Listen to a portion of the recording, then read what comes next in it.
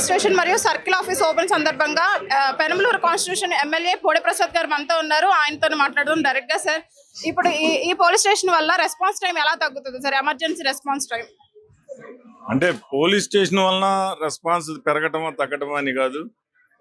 గతంలో ఒక ఖైదీ police station ఉండాలి అంటే ఎక్కడో కోర్టుకెళ్ళి జడ్జిల దగ్గర శిక్షలు అయ్యే అవసరంలా.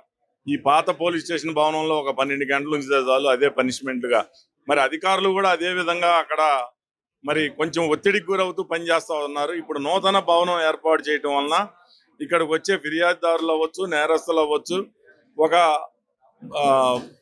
ప్రశాంతమైన వాతావరణంలో ఇక్కడికి రాగానే ఈ నేరాలు చేయకూడదు, ఇంత మంచి వాతావరణం అన్నట్టుగా ఒక బిల్డింగ్ని, ఒక మోడల్ పోలీస్ స్టేషన్ ఈ రోజు ఇక్కడ ప్రారంభించడం జరిగింది.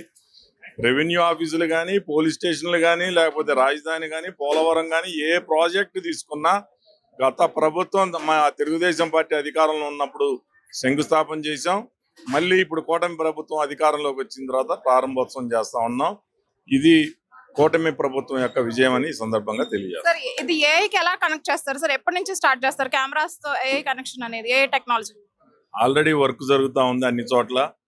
ఈ యొక్క సీసీ కెమెరాస్ జరిగినప్పుడు తప్పకుండా నేరస్తుల్ని నేరం జరిగిన గంట అరగంటలో పట్టుకోవడానికి ఈ యొక్క ఇన్ఫ్రాస్ట్రక్చర్ అంతా కూడా ఉపయోగం. లాస్ట్ క్వశ్చన్ సార్, మీకు ఈ నియోజకవర్గంలో ఎక్కువగా మీ దృష్టికి వచ్చే సమస్య ఏంటి సార్?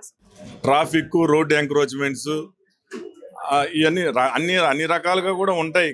మనది ఎక్కువ పాపులేషన్ ఉన్న నియోజకవర్గం కాబట్టి ఎక్కువగా సమస్యలు ఉంటాయి. దానికి తగ్గట్టుగానే పోలీసు కూడా ఈ రోజు నియంత్రణలో ఉంచుతా ఉన్నారు. Thank you sir. సో ఈ ఫ్రెండ్లీ పోలీసింగ్ అనేది పెంచడానికి కూడా ప్రయత్నిస్తూ ఉంటున్నారు ఎమ్మెల్యే. అంతేకాకుండా ఈ నియోజకవర్గంలో కెమెరా సిస్టమ్ కూడా ఏఐతో కనెక్ట్ చేసి నూతన విధానాన్ని అమలు పరుస్తామంటున్నారు. సో కెమెరామ్యాన్ కిరణ్ తో ఆంధ్రప్రభ అనుష, విజయవాడ నుంచి.